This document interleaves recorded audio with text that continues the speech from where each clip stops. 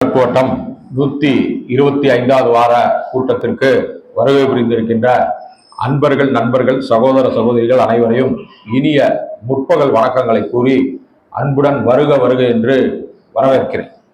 இன்றைக்கு ஆர்வமூட்டலில் அடியேன் பேச இருக்கின்ற தலைப்பு அடியார் அவர்க்கு மிகவே.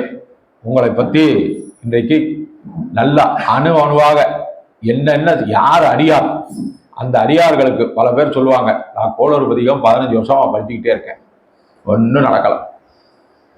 நான் மறையுடையாய் தோளுடையாய் இங்கே கூட்டத்தில் 100 வாரமாக படிச்சுக்கிட்டு இருக்கேன், ஒன்றும் நிறைவேறலை அப்படின்னு சொல்கிறவங்களுக்கு திருஞான சம்பந்தருடைய அந்த பதிகத்தின் வாயிலாக எடுக்கப்பட்ட அந்த சொற்றொடர் யாருக்கு எப்படி பயன்படும், அடியார் என்று யாரை சொன்னார், நாங்கள் அடியார்களா, உங்களை நீங்க உங்களுக்கே பாஸ் மார்க்கோ ஃபெயில் மார்க்கோ போட்டுக்கிற போறீங்க.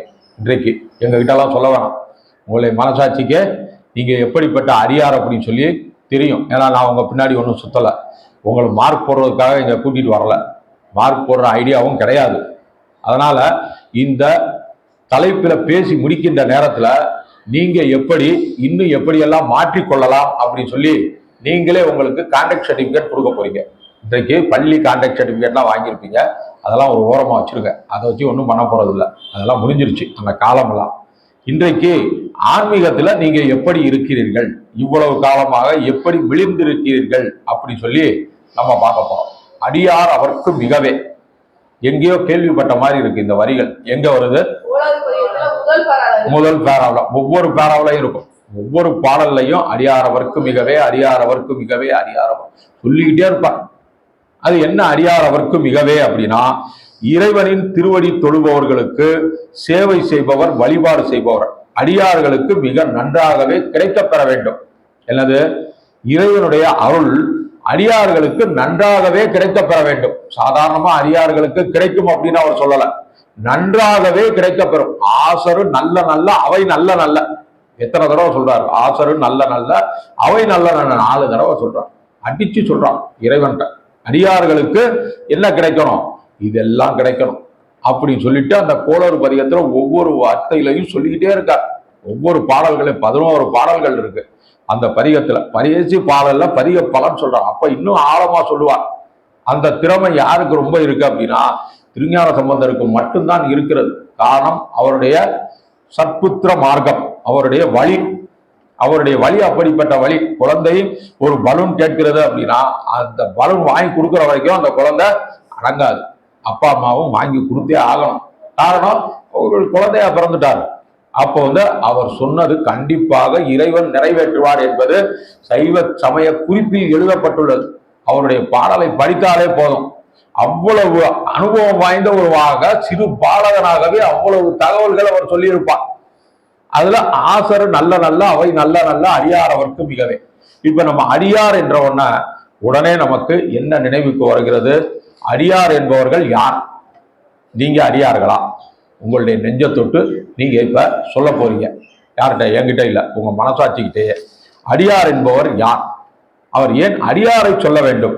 சாதாரணமா எல்லா மக்களுக்கும் எல்லாமே கிடைக்கட்டும் என்று சொல்லட்டுமே, அது தேவையே இல்லையே. நம்மை நாடி வருபவர்களுக்கு தான் நம்ம இங்க கூட்டத்துல இடம் கொடுக்குறோம். தெருவில் போற வர்றவங்கள சந்தோஷம் அந்த சைடு நின்று, சிவகுமார் இந்த சைடு வாங்க உள்ள வாங்க உள்ள, அது பிரசாரம் கொடுக்கும் போது அழைக்கலாம், வருவாங்க தாராளமா, 1000 பேர் கூட வருவாங்க. காரணம் அது பிரசாரம், அது சாப்பிட்றதுக்காக வாங்குறது. ஆனா இந்த கூட்டத்தில் நடக்கின்ற நிகழ்ச்சிகளை கேட்பதற்கு குறிப்பிட்ட அன்பர்கள் சிலர் தான் வருவாங்க, அவங்க தான் அடியார்கள். அடியன் ஒரு 3 முறை உங்களுக்கு சுற்றுலா கூட்டிட்டு சென்றேன், நினைவு இருக்கும். அப்போ ஒரு அம்மா கேட்டாங்க, அவங்க இப்போ இன்னைக்கு வரல, நீங்க இதை கூட்டிட்டு போறதுக்கான காரணம் என்ன பாருங்க. என்ன வெந்த புண்ணுல வேல் பாய்ச்சுற மாதிரி இருக்கு, கூட்டிட்டு போறதே ஒரு செலவு, ஒரு வேலை, ஆனா நீங்க இதை எதுக்கு செய்யறீங்க அப்படின்னு சொன்னேன். ஆமா. அப்புறம் நான் சொன்னேன், இதுக்கு என்ன பதில் நான் சொல்றது? உங்களை கூட்டிட்டு போறேன்னு ஒரு ஆசை, கூட்டிட்டு போறேன். நீங்க யாருன்னே எனக்கு தெரியாது, இந்த கூட்டத்துல பழக்கமானவங்க. உங்களை இன்னைக்கு பார்த்தேன்னா அடுத்த ஞாயிற்றுக்கிழமை பார்ப்போம், வேற வேலையே கிடையாது. சந்திக்கிறதுக்கு ஏதாவது மடத்துல வியாழக்கிழமை வெள்ளிக்கிழமை சந்திச்சா உண்டு, இல்லைன்னா கிடையாது. இல்ல சொல்லுங்க என்ன விஷயம் அப்படின்னு சொன்னாங்க. நான் உங்களை நண்பர்களா நினைத்து கூட்டிட்டு போகல, அடியார்களுக்காக நினைச்சு நான் கூட்டிட்டு போறேன். போதுமா? அடியார்களுக்கு ஒரு சின்ன ஒரு ஆன்மீக யாத்திரை. அதே நாள் முடிந்த அளவிற்கு ஒரு நாள் முழுவதும் 3 வேளை உணவு, போற வர்றதுக்கு போக்குவரத்து வசதி, அங்க போய் டீ குடிக்கிறது, சாப்பிட்றது, சர்பத் குடிக்கிறது, சந்தோஷ் மாதிரி ஆளு 2 சர்பத்து, 2 வடை, ஏன்னா எல்லாமே சொல்லணும். ஏன்னா திருப்தியா தானே போயிட்டு வரணும். ஏன்னா ஒரு சின்ன விஷயத்துல நம்ம கோவப்படக்கூடாது. ஒரு கல்யாணம் பண்ணிக்கிட்டே இருப்பாங்க, கடைசி நேரத்துல வெத்தலை பாக்கு இருக்காது. உடனே அவர் கல்யாணமா பண்றாங்க, மூஞ்சிய பாரு, ஏன்னா ஒரு வெத்தலை பாக்கு வைக்க முடியல, வேணாம் கல்யாணம் பண்றாங்க சொல்லிட்டு போறாங்களா? காரணம் என்ன? அவங்களுக்கு பிடிக்கிற மாதிரி நம்ம நடக்கல. ஒரு சில பேருக்கு பரிமாறும் போது இலைய கிழிஞ்ச இலைய போட்டுருவாங்க, அதுக்கு ஒரு வசை. தண்ணி பாட்டில் லீக் ஆகிக்கிட்டே இருக்கும், அதுக்கு ஒரு வசை. இப்படி எல்லா பக்கமும் எல்லா விஷயத்திலையும் எல்லாருமே கோவிச்சுக்கிட்டே தான் இருக்காங்க. அதை போல அடியேன் கூட்டிட்டு சென்றது அடியார்களை என்பது ஒரு வார்த்தை. இப்ப இந்த அடியார்கள் யாரு? நீங்க எல்லாம் அடியார்களா? அந்த அடியார்களுக்கு என்னென்ன தகுதிகள் இருக்கின்றன அப்படின்னு சொல்லி நீங்க பார்க்க போறீங்க. அடியார்கள் அப்படின்னு சொன்னா இன்பத்தையும் துன்பத்தையும் சமமாக பாவிப்பார்கள். இன்பம் வந்தா ஓங்கி சிரிக்கிறது அதெல்லாம் கிடையாது. நம்மலாம் என்ன பண்றோம்? இன்பம் வந்தவொடனே, காசு வந்தவொடனே என்ன பண்றோம்? வெளியூர் போறோம், வேண்டிய பொருட்கள்லாம் சந்தோஷமா வாங்குறோம், எல்லாம் ஒரே மகிழ்ச்சி பெருக்கு. எல்லாம் அந்த மகிழ்ச்சியை பார்க்கவே முடியாது ஒரு சில வீடுகள்ல. அதே மாதிரி துன்பம் வந்தா தோண்டு ஓரமா உட்காந்துருவாங்க. ஒரு இறப்பு செய்தி, ஒரு பிரிவு செய்தி, ஒரு இழப்பு செய்தி, இந்த மாதிரி எல்லாம் வந்துருச்சு அப்படின்னா ஓரமா உட்காந்துருவாங்க. என்ன பண்றதுன்னே தெரியாது. அவங்க முகத்துல கரெக்டா அந்த வருத்தம் தாண்டவமாகும். அந்த மாதிரி எல்லாம் இருக்கவே கூடாது. இன்பத்தையும் துன்பத்தையும் சகித்து கொள்ள வேண்டும், ஒரே மாதிரி இருக்கும். அவங்க தான் அடியார்கள். அடுத்தது பொன்னாசை, பெண்ணாசை, மண்ணாசை, இதையெல்லாம் முற்றிலும் துறந்திருக்க வேண்டும். துறக்க முடியுமா? எதுக்காக இப்போ உலகத்துல பிறந்திருக்கோம்? எதுக்காக சம்பாதிச்சுக்கிட்டு இருக்கோம்? நீங்க எல்லாத்தையும் துறக்க சொல்றீங்களே, இது அடியார்களுக்கான ஒரு கட்டுப்பாடுடைய ஒரு விதி. நான் சொல்லல. அடியார்களுக்கு என்று என்ன இலக்கணம்? 35 மார்க் வாங்கினா தான் பாஸ், இல்லைன்னா ஃபெயில். அடுத்த எழுதிட்டு வாங்க போங்க. அந்த மாதிரி பொன்னாசை, பெண்ணாசை, மண்ணாசை, இதையெல்லாம் வெறுத்திருக்க வேண்டும். அசைவ உணவு உண்ணக்கூடாது. அசைவ உணவு உண்பவர்கள் அடியார்கள் லிஸ்ட்லேயே சேர்க்கப்பட மாட்டார்கள். அடியார்கள் லிஸ்ட்லேயே அவங்க வரவும் முடியாது, அவங்க அடியார்களே கிடையாது, வேஷதாரிகள் அப்படிங்கிற மாதிரி அவர் சொல்றார். ஏன்னா ஒரு உயிரை கொன்று விட்டு இறைவனை வழிபாடு செய்யும், என்ன கிடைக்கும் உங்களுக்கு? பேங்க் எக்ஸாம் மாதிரி தான், minus into minus plus, plus into minus minus, அந்த மாதிரி ஆகிப்போச்சு அவர் சொல்றது. அடுத்தது தினசரி காலை மாலை திருநீர் பூசிக்கொள்வார்கள். அந்த திருநீர் பூசுகின்ற நேரத்துல மந்திரமாவது நீர் என்கின்ற பதிகத்தினுடைய ஒரு பாடலை பாடுவார்கள். கிழக்கு பார்த்து, ஆகாயத்தை பார்த்து அந்த திருநீரை எப்படி பூச வேண்டுமோ சைவ சமய ஆகம விதிப்படி அதையெல்லாம் செய்வார்கள். பிற உயிர்களுக்கு எந்த தீங்கையும் செய்ய மாட்டார்கள். சாதாரணமா ஒரு கொசுவை கூட அடிக்கலாம். நம்ம போற வழியில பிற உயிர்களுக்கு எந்த தீங்குகளும் செய்ய மாட்டார்கள். அடுத்தது பழிபாவங்களுக்கு அஞ்சுவார்கள். ஐயோ இது வந்துச்சுன்னா நமக்கு பேரு கெட்டு போயிடும், எங்களுக்கு வேணாங்க இது அப்படிங்கிற பழிபாவங்களுக்கு அஞ்சுவார்கள். எப்போ பார்த்தாலும் இறை சிந்தனையிலே இருப்பார்கள். தூங்கும் போதும் சரி, குளிக்கும் போதும் சரி, உட்காரும் போதும் சரி, எழுந்திருக்கும் போதும் சரி, நடக்கும் போதும் சரி, இறைவனுடைய நினைவாகவே இருப்பார்கள். அடுத்தது தர்ம வழியில் பொருள் ஈட்ட வேண்டும். நமக்கெல்லாம் பொருள் தேவை. குடும்பம் நடத்துவதற்கு, வாழ்க்கை நடத்துவதற்கு பொருள் தேவை. அந்த பொருள் தேவையை தர்ம வழியில், நியாய வழியில் செல்ல வேண்டும், குறுக்கு வழியில் செல்லக்கூடாது. பட்டுக்கோட்டை கவிஞர் சொல்லுவாரு, என்ன சொல்றாரு? குறுக்கு வழியில் வாழ்வு தேடிடும் திருட்டு உலகமடா, இல்லையா? சொல்றாரா? அந்த பாடல் கேட்டிருக்கீங்களா? குறுக்கு வழியில் வாழ்வு தேடிடும் திருட்டு உலகமடா. இன்னைக்கெல்லாம் என்ன இருக்கு? நம்ம எங்கேயாவது ஒரு இடத்துல இருக்கோம் அப்படின்னு சொன்னோம்னா, ஏதாவது ஒரு விஷயங்கள் நடக்கணும் அப்படின்னா அரசாங்கத்துல நம்ம போய் லஞ்சம் கொடுக்க வேண்டியிருக்கு. நம்ம வீட்டுக்கு வரி பேர் மாத்தணும் அப்படின்னு சொன்னோம்னா, என்ன எதுக்கு? அதுக்காக தான் அவரை உட்கார வச்சிருக்காங்க. ஆனா அவர் என்ன பண்றாரு? சும்மா மாத்துறாரா? 5000 ரூபா கொடுங்க, கடைசியில பேசி 4000 ரூபா. இது எதுக்கு? குறுக்கு வழி. அவர் சம்பாதிக்கிறதுக்கு குறுக்கு வழியை கையாளுகிறார். அந்த குறுக்கு வழியில வருகின்ற பணம் எல்லாம் என்ன ஆகும்? வீணாகி போய்விடும். அந்த மாதிரி இருக்கக்கூடாது. அடியார்கள் எப்படி இருக்கணும்? நல்ல வழியில சம்பாதிச்சு நன்மையாக வாழ்ந்து கொண்டு இருக்க வேண்டும். எப்போதும் இறை சிந்தனையில் இருக்க வேண்டும். அடுத்தது பழி பாவங்களுக்கு அஞ்ச வேண்டும். பிற உயிர்களுக்கு, பிற உயிர்கள்னா நம்மை போன்ற உயிர்களுக்கும் வாயில்லா ஜீவன்களுக்கும் உங்களால ஏதாவது ஒரு சின்ன உணவாவது நீங்க கொடுக்கணும். இந்த மாதிரி கோவில்களுக்கு நிறைய செல்லணும். கோவில்கள்ல வழிபாடு பண்ணணும், அன்னதானங்கள் செய்யணும். உங்களால முடிஞ்ச அளவுக்கு. நீங்க 100 பேருக்கு சாப்பாடு போட முடியலைன்னா ஒரு 3 பேருக்கு போடுங்க. எவ்வளவு? 3 பேருக்கு. இல்ல கொஞ்சம் வசதி இருக்குன்னா 11 பேருக்கு போடுங்க. ஹோட்டல்ல வாங்கி நாங்க எல்லாரும் போய் சாப்பிடுங்க திருப்தியா. அன்லிமிட்டட் சாப்பாடு, நல்ல வயிறு நிறைய சாப்பிடுவோம். 2 நாளா பசி, கடுமையான பசி.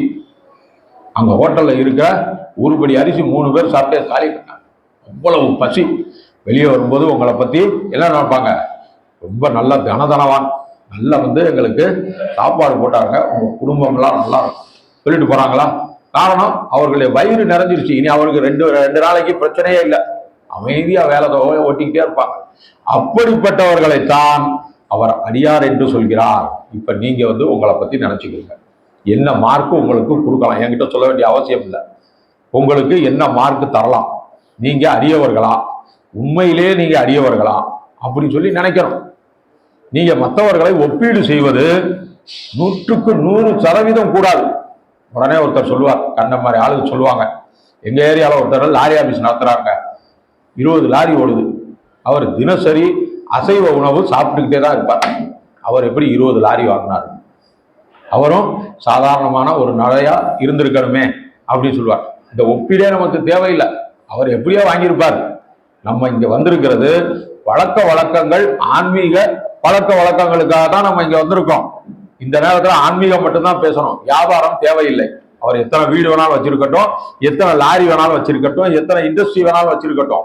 ஆனா அடியார்களுக்கான இலக்கணம் என்னது? இந்த மாதிரி தான். தமிழ் இலக்கணத்துல நன்னூல் என்று ஒன்று இருக்கிறது. யாராவது கேள்விப்பட்டிருப்பீங்களா? வாய்ப்பே இல்லை. நன்னூல் அப்படின்னு சொல்லி பவனந்தி முனிவர் அப்படின்னு சொல்லி ஜைன சமய புலவர் ஒருத்தர் எழுதினார். ஜைன சமயம், சமண சமயம் சொல்லுவாங்க. அவர் மாணவர்களுக்கு இலக்கணம் சொல்லுவார், மாணவிகளுக்கு இலக்கணம் சொல்லுவார், ஆசிரியர்களுக்கு இலக்கணம் சொல்லுவார், ஆசிரியர் அல்லாதவர்களுக்கும் இலக்கணம் சொல்லுவார். மாணவர்கள் எப்படி இருக்க வேண்டும், ஆசிரியர்கள் எப்படி இருக்க வேண்டும், அதற்கெல்லாம் இலக்கணம் சொல்லியிருப்பார். ஏதாவது ஒரு வாய்ப்பு கிடைச்சா உள்ள போய் அந்த புத்தகங்களை படித்துப்பார். அவ்வளவு அற்புதமாக சொல்லியிருப்பார்.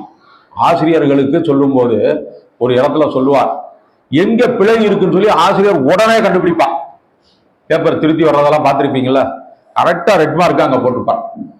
நம்ம தப்பு தெரியாமையோ பண்ணியிருப்போம், ஆனா அவரு அந்த இடத்துல ரெட் மார்க் போடுவார். அது மட்டும்தான் அவருக்கு தெரியும். அதுக்கு ஒரு உதாரணத்தை சொல்லுவார். பருந்து மேல பறந்துகிட்டே இருக்கும், 1000 அடி 2000 அடி உயரத்துல. சின்ன ஒரு உணவு பொருள் இந்த பிளாட்பாரத்துல கிடைக்கிறது போற வர்றவங்க பார்த்துருக்கவே மாட்டாங்க. இப்படி இப்படி போயிட்டு மேல இருக்கிற அந்த பருந்து கீழே யாரும் இல்லாத நேரத்தை சுத்தி சுத்தி சுத்தி சுத்தி கீழே அப்படியே லாவகமா தூக்கிட்டு போகும். அதுதான் பிழையை கண்டுபிடித்தல். அந்த பிழையை கண்டுபிடிக்கிற மாதிரி ஆசிரியர்கள் இருக்க வேண்டும். அது போன்றுதான் அடியார்கள். அடியார்கள் எப்படி அடியார் என்று ஏற்றுக்கொள்வது? இந்த தகுதியுடைய எல்லோரையும் பக்தர்கள் என்று அவர் சொல்லவில்லை. எங்கேயாவது பக்தர்கள் சொல்லியிருக்காங்களா? சொல்லவே இல்லை. அடியார்கள் இறைவனுடைய திருவடிகளை தொழுபவர்கள். நம்ம குரு வணக்கத்திலே சொல்லுவோம், திருவடி, கலல், பதம், திருத்தாள் சொல்லுவோமா? ஈராண்டில் சிவஞானம் பெற்று என்ற மெய்கண்டார் இணைத்தாள் போற்றி. தாள் ஒரேதான், காலடி காலடி காலடி காலடி, திருவடி திருவடி திருவடி என்று வரக்கூடாது. மாற்றி மாற்றி அவங்க சொல்றாங்க. ஏன்னா தமிழ்ல சொற்களுக்கு பஞ்சமே கிடையாது. செம்மொழியான தமிழ். அந்த சொற்களை அங்கங்க நடனமாட விடுவாங்க. அதுல நம்முடைய ஆன்மீக புலமை மிக்க பெரியவர்கள் ரொம்ப வல்லவர்கள். எல்லாத்தையும் செய்வாங்க, என்ன வேணாலும் செய்வாங்க. இப்பவே பரியங்கள் எல்லாம் பாத்தீங்கன்னா எதுகை மோனை அடிப்படையில அவங்க பாடுவதில் வல்லவர்கள். எதுக்காக? 7000 ஆண்டுகள் 4000 ஆண்டுகள் கழித்தும் இந்த பாடல்களை எல்லோரும் நினைவுல வச்சுக்கிறோம், நினைவுல வச்சு பாடணும். அதுவும் வரிசையா அடிபெறலாமல் பாடணுங்கிறதுக்காக அவங்க எதுகை மோனையை பயன்படுத்தி சொல்லியிருப்பாங்க. அயிலாரும் 50 புறமூன்று எய்து, குயிலாரும் மென்மொழியால் ஒரு கூடாகி. அயில் குயில் எப்படியா? இதுக்காக அது நமக்காகத்தான் ஏற்படுத்தப்பட்டது. அந்த கவிஞரே அனுபவித்து பாடி இருக்கிறார். பின்னாடி வர்றவங்க அயிலாரம் அப்படின்னு சொல்லிட்டு கோளறு நாளும் கோளும் அப்படின்னு வந்தா படிப்பாங்களா? படிக்கவே வாய்ப்பே இல்லை. அவங்க அப்படியே விட்டுட்டு போயிடுவாங்க. அதனால எதுகை மோனையை கரெக்டா கடைபிடிச்சாங்க. எதுகை மோனை வர்ற வர வர வர வர என்ன ஆகும்? நமக்கு மனப்பாடமா இருக்கும், சீக்கிரமும் மனப்பாடம் ஆகும். அதை படிச்சுக்கிட்டே இருக்கலாம், அதனால பயனும் கிடைக்கும் அப்படின்னு சொல்லிட்டு அவங்க கொண்டு வந்திருக்காங்க. வேற எந்த காரணமும் கிடையாது. இப்ப அடியார்களை பற்றி நம்ம பார்த்துட்டோம். அடியார்கள் யாரு? அடியார்களுக்காகத்தான் நம்ம பதிகங்கள் பாடுகிறோம். அந்த அடியார்களுக்கு என்னது, நல்ல நல்ல எல்லாமே நன்மையாகவே கிடைக்கப்பெற வேண்டும் என்று கோளறு பதிகங்கள்லேயே மிக மிக அற்புதமான ஒரு பதிகம், எல்லோருக்கும் உகந்த ஒரு பதிகம் கோளறு பதிகம் தான். பல பேர் போன வாரமே கேட்டாங்க, மீனாட்சி அம்மா கேட்டாங்க, உங்க பேர் என்னம்மா? உச்சாராணி, இன்னொருத்தங்க யாரோ கேட்டாங்க, 3 பேரும் கேட்டாங்க. 3 பேருக்கு என்ன பதிகம் சொன்னேன்? கோளறு பதிகம். எந்த பிரச்சனையானாலும் கோளறு பதிகம் தீர்த்து வைக்கும். மறையுடையாய் தோளுடையாய் அப்படின்னா சின்ன சின்ன பிரச்சனைகள் நமக்கு தீர்ந்து போகும். ஆனா கோளறு பதிகத்தால எல்லா பிரச்சனைகளும் முடிவுக்கு வரும். எல்லாருமே படிக்கிறீங்க, படிக்கணும். அந்த மாதிரி தினசரி 2 முறை படிக்கணும். படிச்சீங்கன்னா கோள்களால வருகின்ற பிரச்சனை கொஞ்சம் பக்கத்துல வர்றதுக்குள்ளே அவர் என்ன பண்ணுவாரு, அதை ஒரு நிவர்த்தி பண்ணி வெளியே கொண்டு போயிடுவார். அதுதான் கோளறு பதிகத்தினுடைய சிறப்பு. இந்த கோளறு பதிகத்திலேயே என்ன சொல்ல வருகிறார் அப்படின்னா, அடியார்களுக்கு இன்னும் சிறப்புகளை சொல்கிறார். கடைசி வரியில பாத்தீங்கன்னா, தானொரு கோளும் நாளும் அடியாரை சாதாரண நபர்களை சொல்றாரா, அடியாரை நலியாத வண்ணம் உரை செய்யான சொன்மாலை ஓடும் அடியார்கள் வானில் அரசாழ்வார் ஆணை நமதே. அடியார்களுக்கு எந்த ஒரு பின்விளைவும் ஏற்படக்கூடாது. இந்த மாதிரி அடியார்களை எங்கேயும் பார்க்கவே முடியாது. பொதுவாக சைவ சமயம், வைஷ்ணவ சமயம், முருகனை வழிபாடு பண்ணுகிற சமயம் இருக்கு, சூரியனை வழிபாடுகின்ற சாக்தம் சூரியம் எல்லாமே இருக்கு. ஆனா அடியார்களுடைய வழிபாட்டுக்கென்று ஒரு சிறப்பை எந்த மதத்திலும் சொல்லப்படவில்லை. வைஷ்ணவ சமயத்துல அந்த அடியார் வழிபாடெல்லாம் அந்த அளவுக்கு கிடையாது. சொல்லுவாங்க, அவங்க ஒரு 12 பேர், எல்லாம் 12 ஆழ்வார்கள், பொய்கை ஆழ்வார், பூதத்தாழ்வார், பேய் ஆழ்வார் அப்படின்னு ஒரு 12 அன்பர்கள் இருப்பாங்க. அவங்கள வழிபாடு பண்ணிட்டு அப்படியே போவாங்க. ஆனா சைவ சமயத்தை பொறுத்த வரையில அடியார் வழிபாடு மிக மிக முக்கியமானது, மிக மிக இன்றியமையாதது. நீங்க கோயிலுக்கு போறீங்க, சைவ கோயில்களுக்கு எந்த ஊருக்கு போனாலும் 63 சன்னதி தனியா இருக்கும். சைவ கோயில்கள்ல கூட்டம் இருக்கு. நீங்க எங்கேயும் போய் வழிபாடு பண்ண வேண்டியதே இல்லை. நேரா பலிபீடத்துக்கு பக்கத்துல குடிமரத்தை வழிபாடு செய்து விட்டு நேர 63 சன்னதிக்கு போங்க. ஃபர்ஸ்டே எல்லாருக்கும் ஒரு வழிபாடு செய்து விட்டு அவங்கவுங்க பேரு நட்சத்திரமோட இருக்கும், சித்திரை அனுஷம் அப்படின்னு சொல்லி ஒரு பேரோட இருக்கும். அப்படியே பார்த்து வழிபாடு 63வது நாயன்மாரை வழிபாடு செஞ்சுட்டு அப்படியே வெளியே வந்துருங்க.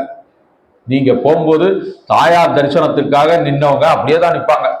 அவங்க என்னைக்கு தாயார் தரிசனம் முடிச்சுட்டு அங்க சொக்கநாதர் வழிபாடு பண்ணிட்டு எப்போ வர்றது, கூட்டம் அவ்வளவு கூட்டம், 100 ரூபா டிக்கெட் தான் வாங்கியிருக்காங்க. ஆனா நீங்க இலவசத்திலேயே நல்ல அருளை பெற்று விடுவீர்கள் இல்லையா? காரணம் என்ன? அடியார்களுடைய வழிபாடு. அடியார்கள் வழிபாடு அவ்வளவு முக்கியமானது. இந்த அடியார்கள் 63 பேர் இருக்காங்க. இந்த 63 பேருக்கு ஒரு மிகப்பெரிய ஒரு சிறப்பு என்ன அப்படின்னா, அன்னைக்கு வந்திருந்தாரு, அவர் பேர் என்னம்மா? திருஞான அவர் சொன்னார், என்னது, 63 நாயன்மார்களை தேடி இறைவனே வந்திருக்கிறார்.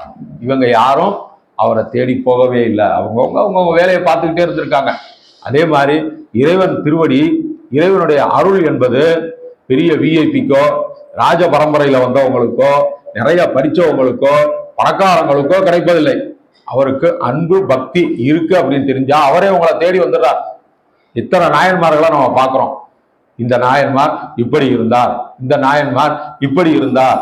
கொடூரமானவர்கள் கூட இருக்காங்க, கையில எப்பவும் அறிவாளோட இருக்காங்க. ஏனாதிநாதர், எரிபத்த நாயனார் அப்படின்னு சொல்ல கையில அறிவாளோட இருக்காங்க. அவ்வளவு கொடூரமா இருக்காரு. ஆனா அவரிடத்திலும் ஒரு பக்தி அன்பு இருந்தது. அந்த அன்பை தேடி என்ன பண்ணிட்டாரு, இறைவனே வந்துட்டார். 63 பேருக்கும் இதே மாதிரிதான் அவரே தேடி வர்றாரு. ஒரு தடவை தினசரி அன்னதானம் எல்லாம் பண்றாரு. இவ்வளவு இருக்கிற செல்வம் எல்லாம் காலி ஆயிடுச்சு. இனி என்ன பண்றதுன்னே தெரியல. இறைவன்கிட்ட போய் முளையிடுறார்.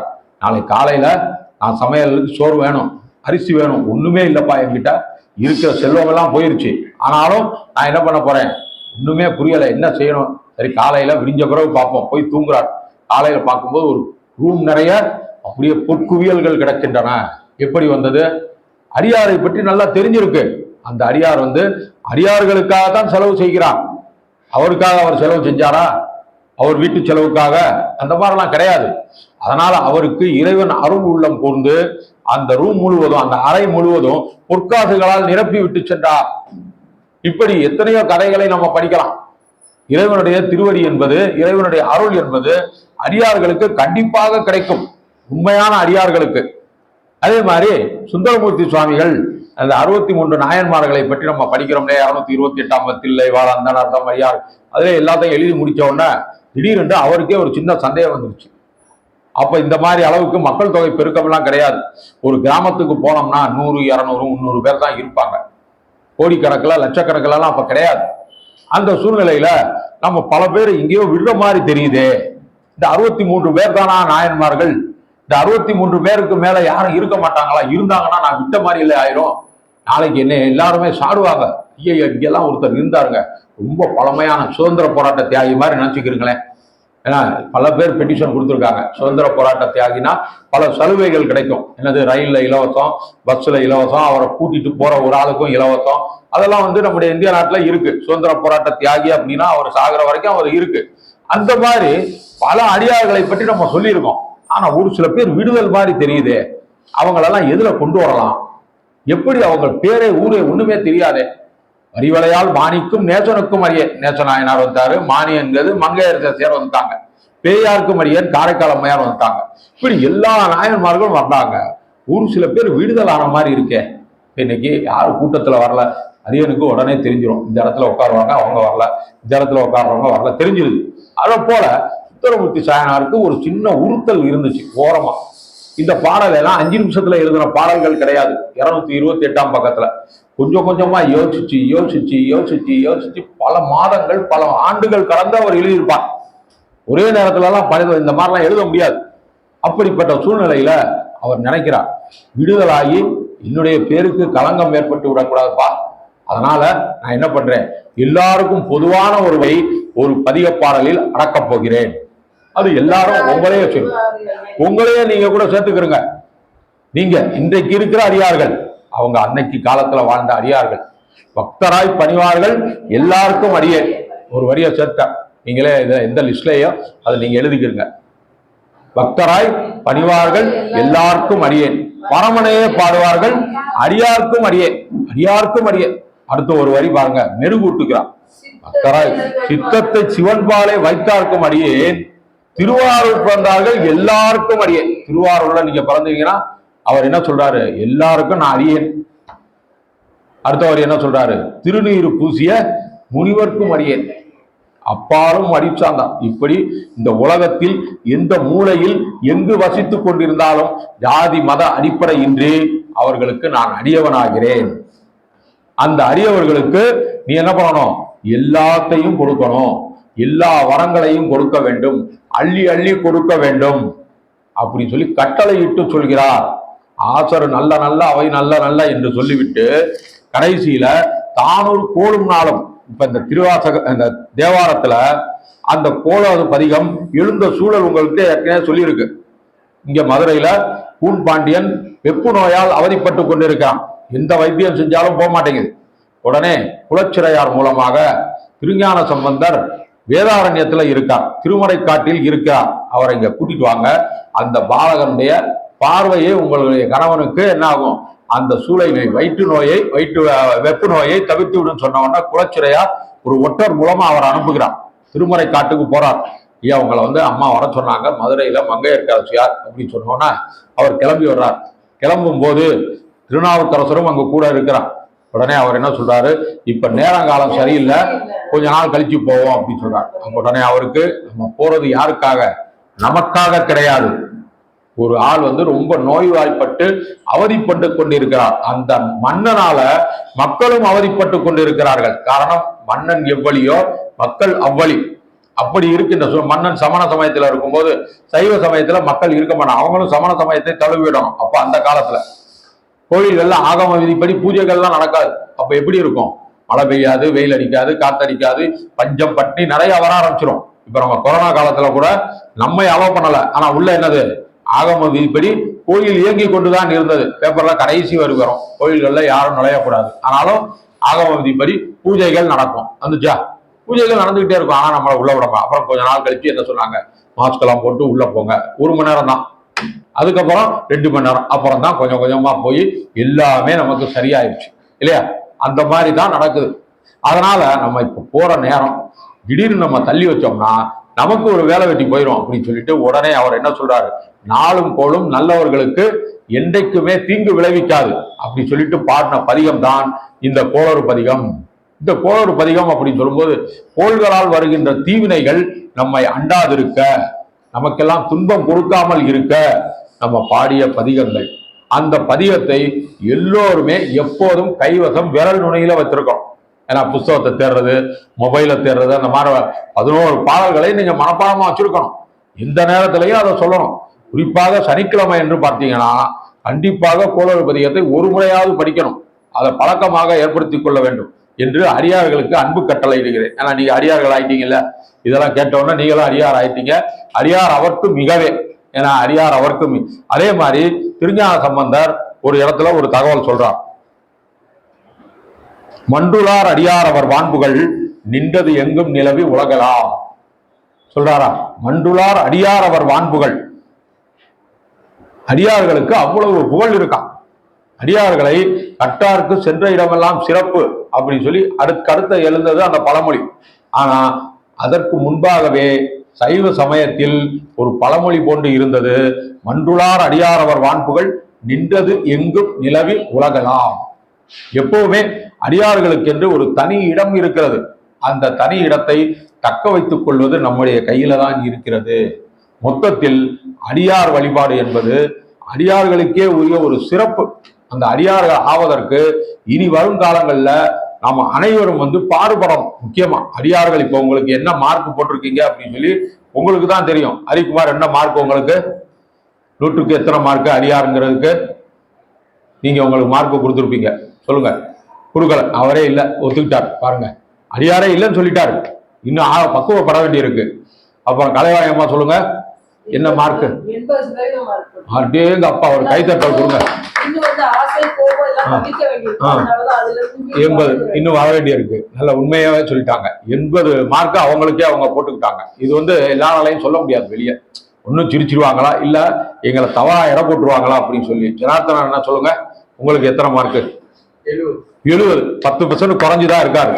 ஏன்னா காரைக்கால் அம்மையாரை விட அவர் 10% குறைஞ்சுதான் சொல்றாரு. இல்லைன்னா அவங்க வீட்டுல போனோம்னா ஏதாவது ஒரு பூஜையே கொடுத்துருவாங்க, சிறப்பு பூஜை ஞாயிற்றுக்கிழமை இல்லையா? ஆமா ஆமா. அதனால பயந்துகிட்டு 70ன்னு வந்தார். நல்ல வேலை 80 85ன்னு சொல்லியிருந்தோம்னா அவ்வளவுதான், இங்கேயே கூட பூஜை கலைச்சிருக்கும் ஒரு பேச்சுக்கு. ஏன்னா அந்த மாதிரி. குமாரன் பாபு சொல்லுங்க, நீ அடியவரா? அடியவருக்கு என்ன சொல்லுங்க? 60% ஃபர்ஸ்ட் கிளாஸ்ல இருக்காரு. கண்ணா என்ன சொல்லுங்க? 70 எப்படி வருவீங்க? நீங்க பண்றதுலயே ஒரு பாதி போயிருச்சு இல்லையா? அப்பவே சொல்லிட்டே ஒரு பாயிண்ட். அதுல நீங்க 70 75 எப்படி வர முடியும்? பாப்போம். பாத்தீங்களா, அவரே ஒத்துக்கிறாரு. வீட்டு சூழ்நிலை நீங்க நினைக்கலாம், நீங்க விடலாம். அதாவது இது உங்களுக்கு வற்புறுத்தல் கிடையாது. உங்களுடைய மனது பக்குவப்பட்டு அதுல நீங்க வெளியே வரணும். ஏன்னா மனது பக்குவப்பட்டு நீங்க வெளியே வரணும். அதுதான் இந்த கூட்டத்தினுடைய ஒரு வெற்றி. காரணம் என்ன அப்படின்னா, பல பேர் அதுல சிக்கி, அவர் ஒரு வார்த்தை சொன்னார் பாருங்க, அதை விட முடியலை அப்படின்னு. அதுல விடுறதுலதான் நம்ம பெரிய விஷயம். ஏன்னா மனதை அடக்கணும். மனதை அடக்கிட்டீங்கன்னா நீங்க உட்கார வேண்டிய இடம் இது இருக்காது, இங்க போயிருவீங்க. இந்த ஜன்னல் பக்கத்துல சின்னதா போட்டோஸ் எல்லாம் வச்சிருவோம். அந்த மாதிரி ஒரு சூழ்நிலைக்கு போயிருவீங்க. அதை தான் முடியல. எல்லாரும் அதான் சொல்றாங்க, வீட்டுல சொல்ல மாட்டேங்கிறாங்க. நம்ம கிட்டதான் இருக்கு. எதுக்கு வீட்டுல கேட்கணும்? நம்ம தான் குடும்ப தலைவர். குடும்ப தலைவர் சொல்வதுதான் நடக்கணும். ஏன்னா குடும்ப தலைவிகள் என்ன வேணாலும் சொல்லுவாங்க. அவங்க என்ன சொல்லுவாங்க? உங்களுடைய உடல்நல குறைவுக்கு இதுதான் காரணம், நீங்க சாப்பிடாததான் காரணம் இல்லையா? அதெல்லாம் ஒண்ணும் கிடையாது. யானை மாமிசமா சாப்பிடுது. ஆனா யானைக்கு எவ்வளவு பலம் இருக்கு. அதெல்லாம் ஒரு பழமொழியா ஆன்மீகத்துல கிருபானந்த வாரியாரெல்லாம் சொல்லிட்டு போயிருக்காரு. ஆனா அதுல நம்ம அடிமை தலை கொண்டு சிக்கி கொண்டு இருக்கிறோம். அதுலயே அப்படியே மூழ்கி விட்டோம். அதுல வெளியே வர்றது என்பது இரும்பாடாக இருக்கிறது. ஏன்னா நம்ம விட்டாலும் இந்த சமுதாயம் நம்மளை விட மாட்டேங்குது, சொந்தக்காரங்க விட மாட்டேங்கிறாங்க. அப்படியெல்லாம் இருக்கக்கூடாது. நம்ம நினைச்சிட்டோம்னா விட்டுறணும். அந்த நிமிஷமே முடிஞ்சு போச்சு. நீங்க டைம் பார்ப்பாங்க ஒரு சில பேர், இன்னும் ஒரு வாரம் டைம் இருக்கு, ஏன்னா ஐயப்பன் கோயிலுக்கு மாலை போகிற போறோம், நல்லா சாப்பிடுவாங்க. எல்லாம் என்னது, ஏன்னா அப்புறம் ஐயப்பன் கோயில் போயிட்டு வர்ற வரைக்கும் கட்டி பிடிச்சு பல்ல கடிச்சுக்கிட்டு, இதெல்லாம் விரதமே இல்லை பொறுத்தளவுல. மனதை அடக்க தெரிஞ்சுன்னா நீங்க எந்த விரதமும் இருக்க வேண்டிய அவசியமே இல்லை. எல்லாம் அவங்க தேடிட்டு வந்துருவாங்க உங்களை. மனதை நீங்க அடக்கணும். முதல்ல மனதை அடக்கிட்டீங்கன்னா உங்களை விட வல்லவர் யாருமே கிடையாது. அரியனுக்கு இது யார் சொன்னாங்க தெரியுமா? பள்ளிக்கூடத்து ஆசிரியர் சொன்னாங்க, மனதை நீங்க அடைச்சிட்டீங்கன்னா உங்களை மிஞ்சிய நபர்கள் யாருமே கிடையாது. அதை அரியன் அப்ப இருந்தே சிந்தித்து ஆராய்ந்து அப்ப இருந்தே ஃபாலோ பண்ணி வந்ததுனாலதான் இங்க நான் வந்து உட்கார்ந்துருக்கேன். இல்லைன்னா அந்த கடைசியில் அந்த பாப்பா மாதிரி உட்கார்ந்துருக்கேன். இது உண்மை. நான் வந்து அரியனுக்காக தற்பெருமை பேசிக்கல, இது ஒரு உண்மை. இதை வந்து எடுத்துக்கிறோம்.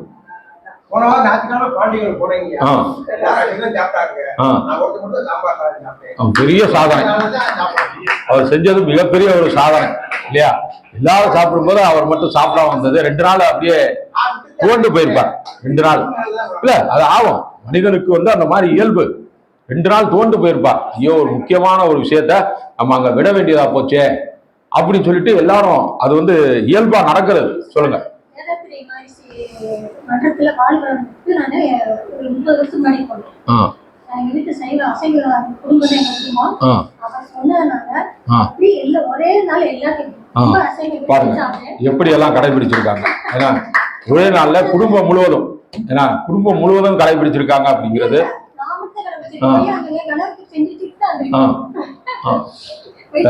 சரி சரி சரி. ஏன்னா அப்படி எல்லாருமே வந்து கொஞ்சம் கடைபிடிச்சு அதை கொண்டு வரணும். அதை கொண்டு வர உங்களுடைய மனம் வந்து பண்படும். குளிச்சவங்களுக்கும் குளிக்காதவங்களுக்கும் வித்தியாசம் மாதிரி. ஏன்னா நம்ம குற்றாலத்துல குளிக்க போறோம், குளிச்சுட்டு வரவங்களை பார்த்தோம்னா ஒரு புத்துணர்ச்சி நமக்கே ஏற்படும். பார்த்துருக்கீங்களா? ஐயோ, இனிமே நம்ம குளிச்சுட்டு வரும்போது குளிக்காம 10 பேர் போய்கிட்டே இருப்பாங்க. அவங்கள பார்த்தாலே அருவருப்பா இருக்கும். அவ்வளவு அழுக்கோட போறாங்களே அப்படி நம்ம பார்த்தோம்னா எப்படி இருக்கும்? அதே நிலை தான் இதுக்கும். அதனால இனி வரும் காலங்கள்ல நீங்கள் வந்து போன வாரம் சொன்ன மாதிரி பொய் கெட்டு மெய்யாகிவிட்டீங்க இல்லையா? பொய் கெட்டு மெய்யானார் என்ற தலைப்புல கடந்த வாரம் வந்து உங்களுக்கு ஒரு அடிமை தலை மாதிரி இருக்கு, அதுல இருந்து விலகி வரணும், நீங்க பொய் கெட்டு மெய்யானார் அப்படின்னு சொல்லி பேர் வாங்கணும் அப்படின்னு சொல்றோம். இந்த வாரம் வந்து அடியார் அவர்க்கு மிகவே, யார் யார் உண்மையான அடியார்களோ அந்த உண்மையான அடியார்களுக்கெல்லாம் இறைவன் கண்டிப்பாக நேரில் வந்து வரவேற்று, யாராவது ஒரு ரூபமாக வந்து உங்களை வரவேற்று உங்களுக்கு அருள் கொடுப்பார் என்பது இந்த தலைப்பின் மூலம் நமக்கு தெரிய வருகிறது. அடியார் அவர்க்கு மிகவே, எங்கேயுமே அடியார்களுக்கு மிக நிகராக யாருமே கிடையாது. அதை வந்து பழங்காலத்தில் வாழ்ந்த ஞானசம்பந்தர், சுந்தரர் முதற்கொண்டு எல்லாருமே ஒத்துக்கிட்டாங்க. இவங்கெல்லாம் அடியார்கள் தான், சாதாரண மனிதர்களாக பிரிந்து மனம் மாறியவர்கள். வான்மீகி மாமனிவரெல்லாம் பார்த்தோம்னா வழிப்பறி பண்ணுவாராம். அவர் எப்படி ராமாயணத்தை எழுதினார் சொல்லுங்க? எப்படி எல்லாம் மாறுது சூழ்நிலை பாருங்க. அந்த மாதிரி நீங்களும் இனி வரும் காலங்கள்ல அந்த மாதிரியான விஷயங்கள்ல இருந்து நீங்க வெளியே வந்து நல்ல ஒரு தூய அடியாராக, 100க்கு 100% அடியாராக, ஏன்னா 70, 80 வந்து ஒண்ணும் கிடையாது, 100க்கு 100% அடியாராக மிளிர வேண்டும் என்று கூறி இந்த வாய்ப்பினை அளித்த ஆத்ம ஞான சபையில் அன்பு நட்பு வட்ட அன்பர்கள் அனைவருக்கும் மீண்டும் நன்றி கலந்த வணக்கத்தை கூறி இந்த தலைப்பை இனிதே நிறைவு செய்கிறேன். நன்றி, வணக்கம், திருச்சிற்றம்பலம்.